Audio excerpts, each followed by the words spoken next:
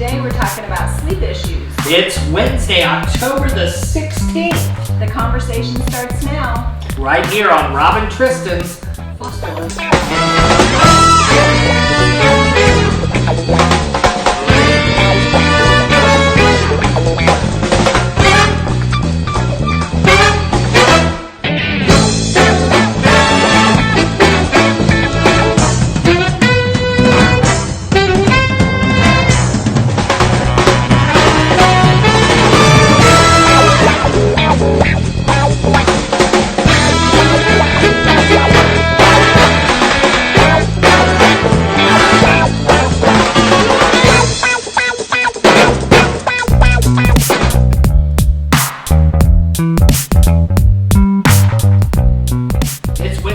October the 16th on Rob and Tristan's Foster Life today. Tristan's still not back with us. I'll tell you what it is. He's an insurance adjuster and we have had a lot of weather, and so he's actually today supposed to be filming with us, but he is doing a water damage type claim. Okay. And so, but I did hear from him and he will be on Friday and Monday show for sure. He promised. As long as the weather gets a little bit better here in Missouri. We've had a really nice spring. We've just had a lot of rain, and I think that causes some flooding and issues like that. So he's actually working his real job out there. So what'd you do this past weekend? Well, we went to Pride Fest here in Springfield, had a great time. We had a booth set up and met a lot of people and just had a really, really good time. So were the participants real supportive of Foster TV and what we do and that kind of stuff? Overwhelming support. Really? A lot of people already knew about us and came up and talked to us. Cool. That was a lot of fun to meet some people, some viewers that are supportive, and then we met a lot of new friends. So it was a good time. Good, yeah. I kind of took the weekend to rest a little bit and kind of get some things done that I needed to get done, but I wish that I could have been there. I heard from my boys that it was just amazing. It was absolutely phenomenal, and they enjoyed getting to know different people and stuff. And I understand there were some protesters there as well. We did have some protesters. That crowd grew a little bit as the time went on, but there was good police protection and it didn't get out of hand. You know, I think it's really cool that we live in a country where if we are not in agreement with each other, that it's okay for us to protest in the right manner. Sure. And I believe in that. You should stand up for what you believe in, as long as you're doing it in a manner that doesn't hurt anybody and that type of thing. And I think that that's cool. Although we support the LGBTQ plus community, obviously at Foster TV. I think it's good that other people that don't can go and show and stand up for what they believe in as well. And so that's good that we have a healthy community, and we want to thank all the police officers and people that were involved with the Pride Fest. And there was lots of Pride Fest, this weekend. My little niece, Jessica, she's not little anymore, she's married. She was at the one, she lives in Las Vegas, and so she was at the one in Las Vegas. Boy, they had some cool pictures. Well, and I had a friend who was in Kansas City. So they were kind of all over this past weekend, and Foster TV, as you know, launched last week that same-sex couples make awesome foster parents, and we do believe that. And that episode, holy smokes, you guys, it's been really neat to see all the views on that and everything coming together. Yeah, so it was a good episode. Yep. So what's in the news today? Well, some really good news. We've talked about this before. Remember Carly on Sesame Street? Carly is in the opening credits of the show because I love Carly. She was the first foster kid. Sesame Street. Yeah, Sesame Street. So that's cool. So what about Carly? What's happening? So Carly now is working to bring education and awareness to addiction. So she is talking about how kids can cope with family members that have addiction. Wow. And so there's a whole new episode and it's a series that she's doing to help bring education and awareness so that kids have an outlet that they can go to and watch and learn about how to cope with their parents or other family members that have addiction. See, we are making strides. Yes. We are making strides. And I was visiting with a lady yesterday online, and she was telling me about how she's been working with the foster care system for the last 13 years, and it's not even worth saving, and it's just gone too awry and stuff. And you think about that, and there are issues, but there's a lot of good things with the foster care system. But then when I think of things like Carly, I think of Oklahoma, and they don't do the trash bag moves anymore. They don't allow trash bag moves anymore. And I see how television, we're watching another program. So we just finished the Heartland at home with our kids, and now we're watching The Good Witch. Oh. And one of their characters in there was a foster child, and she was deciding whether she wanted to go back and meet her bio mom and kind of open a conversation with her. And that's what the last really 3 episodes have been about. And so when I look at those types of things, when I was younger, I don't remember shows talking about foster care or foster kids or adoption or that type of stuff. And so I think we are taking strides. Sometimes it's hard to see the strides that we're taking, but I think we need to stay encouraged that we're moving in the right direction. Yep. When we come back today on Rob and Tristan's Foster Life, we're going to talk about sleep issues. And I think you really want to tune in. And if you notice, sometimes when I'm talking, Cindy starts going to sleep over here. And so it'll probably be good for us to figure out what these sleep issues are all about right after this.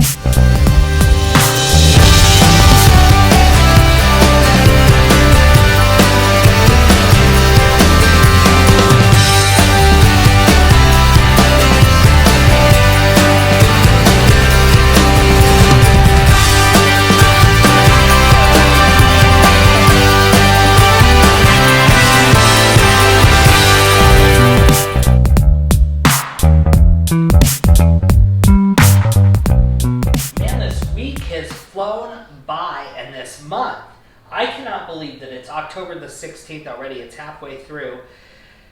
Halloween's going to be here before we know it, and we have so much going on. I know that on Joe Mama's house they're doing a Halloween special that actually kicks off her first season, and that'll be really cool. But also on Rob and Tristan's Foster Life, I know the kids are going to be on here with other costumes, and we're going to be doing some stuff, and I'm hoping that me and Tristan and the gang get a dress up as well, and that'll be kind of fun. And Tristan's just going to want the candy. And the treats. He probably wants those, marshmallow. Caramel apples. Yeah, caramel apples. Oh, speaking of which, last night I went and did caramel apple. You did? Oh yeah, I needed a little something, and so I wanted caramel apple, so that's what I did. Today we're talking about sleep issues, and many kids that come into care are either dealing with so much stress that they either have a hard time sleeping, sometimes sleep too much, or sometimes can have nightmares and do other weird things in their sleep. And I thought today would be a great day to kind of talk about that, to prepare you in case that you haven't had a child that had any types of sleep issues. So what kinds of things might we see with sleep issues for kids that are in care? Well, some of the typical signs of sleep problems with kids are heavy snoring, breathing pauses during sleep. Sometimes you'll notice kids that'll take a deep pause. Right. That causes alarm a lot of times. Difficulty falling asleep, problems with sleeping through the night, staying asleep. Right. Or difficulty staying awake during the day. The teachers might report that they have kiddos that are falling asleep during the day. Unexplained decrease in daytime performance. They're just not feeling like participating in extracurriculars or just fun things around the house. And then also the unusual events during sleep, like the sleepwalking and the nightmares and the sleep talking and that sort of thing. Right. Those are some typical signs. We had a kid that came to our house, and our house was too quiet at night because in their home, and he had come to us right from the home, and in their home the TV was always on, and his bedroom was on the living room couch, and so he was used to having All the that TV noise. on loud and sleeping on the couch with lights on and just like a normal house. So sometimes I think it's important that you have to kind of put yourself in their shoes. They might not have the same sleep schedule that your family's accustomed to. They might not have the same atmosphere, those types of things. And so a lot of times it requires us a little bit to think outside the box. Well, and I think that is one of those things that we talk about so many times about when we get those kids into our homes. We talk about, like you and E will take them out to dinner. Those are times when you can talk about those things and you can learn about what their regular daily routine was like and what their life was like, because that makes a difference. I mean, if a kid is used to either no sound or sound, and then your home is the exact opposite, then there's going to be issues with the sleeping. And we did something not right when we first fostered, but this kid told us that his bedtime was 11 o'clock, and we said, oh, well, we thought he was just trying to get so he could stay up till 11 o'clock, but come to find out, that's when the parents would have them go to bed, is 11 o'clock at night. And so we had to kind of work with him to get him on a schedule, because we felt for a second grader that an 8 o'clock bedtime was more appropriate than 11 o'clock bedtime. And so it took us a little bit of time to get him on schedule. One, we sleep in a dark house with things going on. What other things do we see with sleep issues and disorders with kids that are in care? Well, another thing that we can think about too is like sometimes when kids come to us, their sleeping conditions may be different. Like they may not be sleeping in a bed, like you said, one came to you that was used to sleeping on the sofa. Or they may be used to sleeping, with a sibling or on the floor. On the floor. It is very uncomfortable for a child who has always slept on the floor to automatically be put in a cushy mattress bed. Very uncomfortable. And I learned that in residential. I learned that, sometimes we're saying, hey, get on the bed, we're going to tuck you in and stuff. And I would go back 10 minutes later to do a bed check, and they're under the bed on the floor. Well, that's where they were the most comfortable, because they've always slept on the floor. Right. And so just like our comfy bed is what we enjoy, they like sleeping on the hard floor. Or blankets, or sheets. I mean, some people don't sleep with sheets. Right. They may have the fitted sheet, but they may not have the flat sheet, or they may not sleep with a big blanket. They may sleep with just the little fleece. I mean, all of those things are things that we have to learn when those kiddos come into our home. Right. Before we go to break, also remember, not all kids do the pajama thing. Yes. And there are a lot of kids that we've had in our home for respite or whatever conditions, and they're used to, they just sleep in their clothes. Whatever they put on for school that day, that's what they sleep in. And so if you want to change those or modify that, it might take you some steps to do that. But if you want them to sleep good right away, probably forcing them to put on pajamas and do uncomfortable things is probably not the way to do it. When we come back, we're going to talk more about sleeping disorders and interruptions after this. My name is Paige. I came into care. Left only to survive on cat food. Left me in a house for 2 weeks by myself, and the police had came to serve a search warrant on her. And duct taped, tied up, and shot. she would then find an extension cord or a broomstick, whatever she could find, and beat me with it for hours on end. She burned the house down.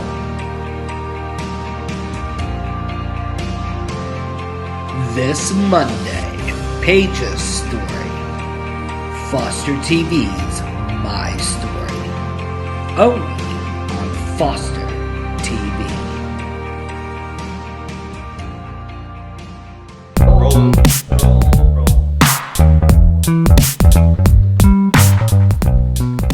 Welcome back to Rob and Tristan's Foster Life today. Thanks for filling in for him. Cindy is our expert on this stuff. She spent many years being a social worker and serving families all over the state of Missouri, but we got lucky and brought her to Foster TV, and now she works with us and she can do that. But when we get in a bind, it's good for you to co-host and stuff, and hopefully Tristan gives you his paycheck for the days that you host. By the way, we do this for free, so I don't think you'll be getting that much. So what are, a lot of times when I'm thinking about sleep disorders and kind of having trouble with sleep and stuff, I think of like the sleepwalking and nightmares and some of those things. Is that things that we typically can see in some kids that are coming, into care, that are coming into our homes? I think those are some of the most common things that we see. Oh, okay. Especially, we see a lot of nightmares, and I think sleepwalking, is pretty common as well. But also there's just that either not being able to sleep or sleeping too much. Right. Those are real common as well. All of my big boys that I have, and they're going to kill me, they're going to say when they watch this, Dad! But all of my big boys on the first night wet the bed. Every single one of them that I have in my home on the first night wet the bed. And,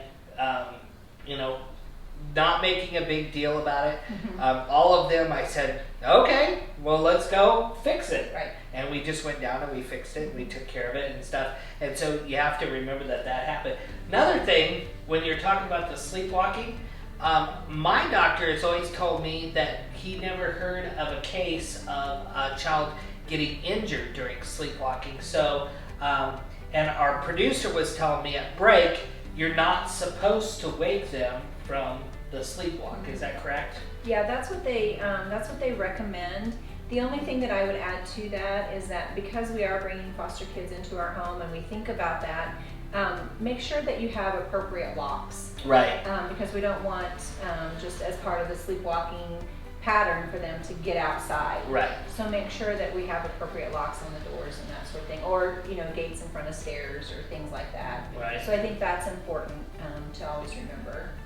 Wow. Okay. So then some of the other things that we sometimes see is insomnia, where they just can't sleep. Yeah. And so I think it's important that we don't get frustrated with them. You have to remember, if they're having insomnia, it's not because they don't want to sleep. A lot of times they really want to sleep, but they can't sleep. Right. And so what are some things that we can do to help them that are safe in the home when we get a child that struggles with insomnia?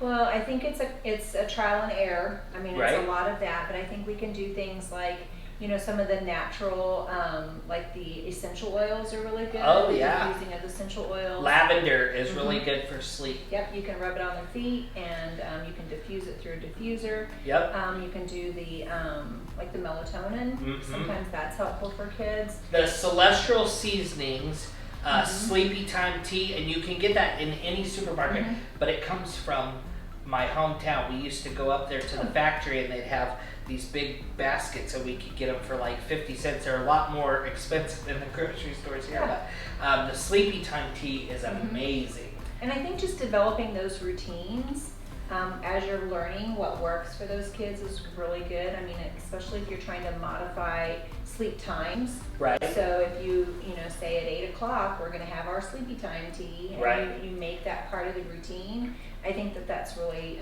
helpful for kids that are coming in and having those sleep issues. Yeah. So Vic, our physician's assistant that we use, she's like my go-to gal, and she's the one that makes sure. She always tells me that the sleep routine should not change on the weekends from the weekdays, that it should all remain the same. If you want them to sleep well And if you want to change some of these routines and you don't want the bumps, then you do the same on the weekends as you do on the weekdays as much as you can. We understand that, you know, sometimes there's a concert or there's, you know, Visits. something, visits or something big going on that you don't want to miss as a family. But as much as you can, they want you to try to keep those sleep routines the same, because that's going to help with their sleep as well. And I think another thing to remember to do is to document. You know, as a foster parent, we're documenting so many things. Yep. But the statistics are showing that so many kids that are diagnosed with, you know, ADHD and conduct disorder and all of those heavy labels are often misdiagnosed because it's really a sleep issue. Right. These kids just aren't getting enough sleep. Right. So That's right. And sometimes they're getting too much sleep. And some of the things that we do to not get as much sleep, we really limit how much time our kids can spend in the bedroom. And we just do that because, one, we don't want them to isolate. They're going through a very stressful situation. And for you married couples that are watching, imagine losing your spouse and then being alone, because even though they're with a foster family, they still feel alone. So imagine losing your spouse and then going to live with a strange family, and you might want to isolate in your bedroom, and that's just going to make that depression just get more. So we try to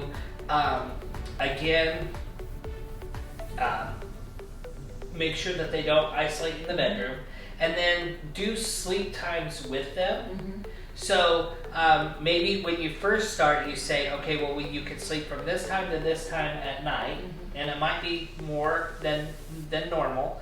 And then depending on their schedule or whatever, then it's okay after school if you go lay down for an hour, and we're going to set a timer, and then we're going to come get you, and then this is our bedtime. And so kind of working with that to build a routine and make sure that they're getting healthy sleep. We're going to wrap up today on Rob and Tristan's Foster Life. We're talking sleep issues today. No more trash bag moves for foster youth. Help us buy bags. Donate at fostertv.net. Click the yellow donate button. Foster TV is a HEDFRA production. Only at Foster TV.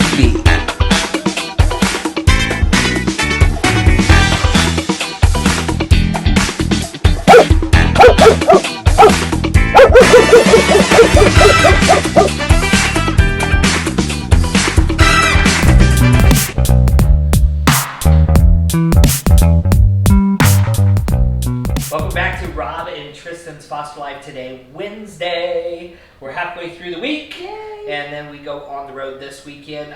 We're at that Goats Rodeo this weekend, and I think that's going to be a lot of fun. If you're in the Missouri area and you want to, how do they get there? Do you remember? At Marshville, Missouri. Marshville, Missouri, and it's the Goats Rodeo. Rob and Tristan will be there to meet you and to sign and take pictures with you, whatever you want from us. So make sure that you come and see us on Saturday. And we'll have t-shirts. Yeah, and we will have t-shirts, the Foster TV Film Crew t-shirts.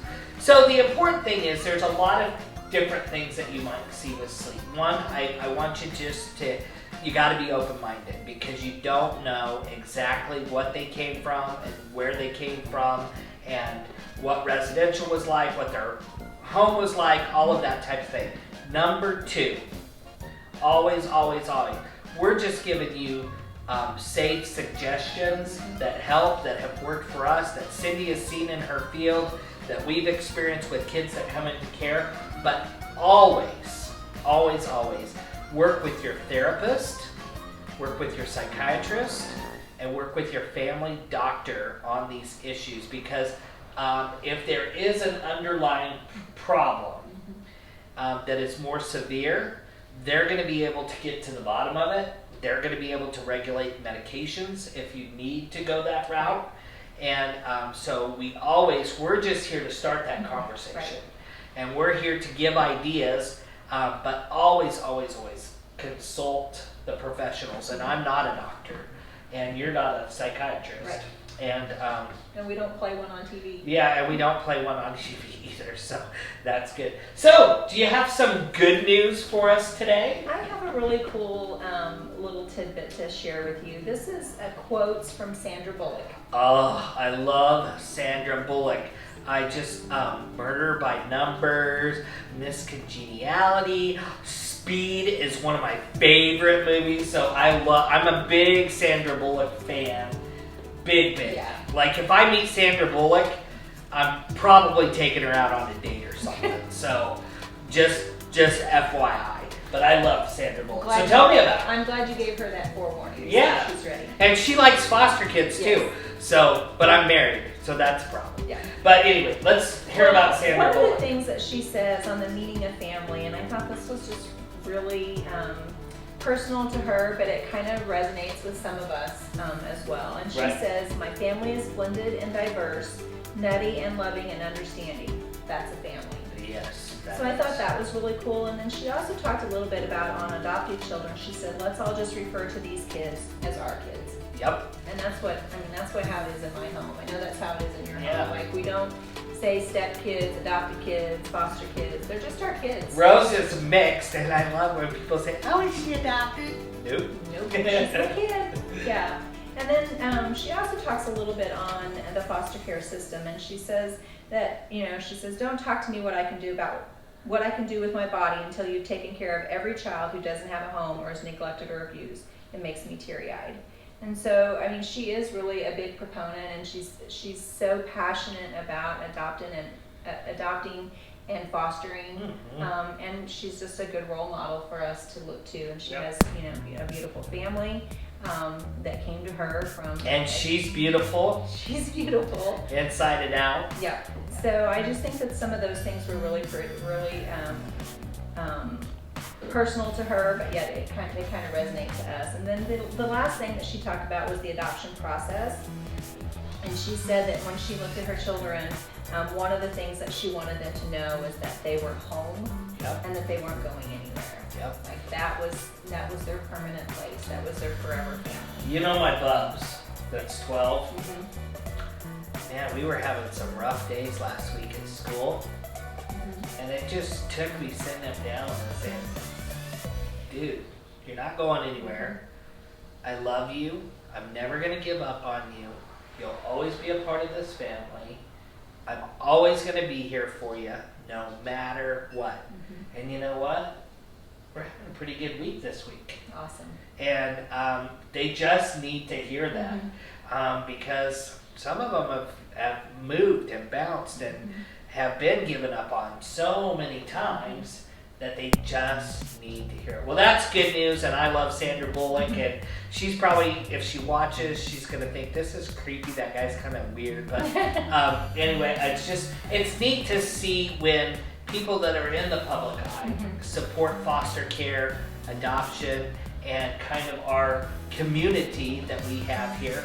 And those are people that are going to use their voice to help make those changes that we talked about at the front of the show. And so I think it's important to have those people involved as well. When we come back on Friday, we are going to be talking about the process of reunification. And I'll tell you what, foster parents, we get confused because we're not quite sure how the process kind of rolls. But also bio parents, if you're watching, you get confused because you're not kind of sure how the process rolls. And we're going to try to iron that out a little bit and help everybody kind of see what the process is. So we'll see you on Friday right here on Rob and Tristan's Foster Life. Help support Foster TV. Go to fostertv.net and make a donation today. Foster TV's My Story is a HEDFRA production. Only on Foster TV.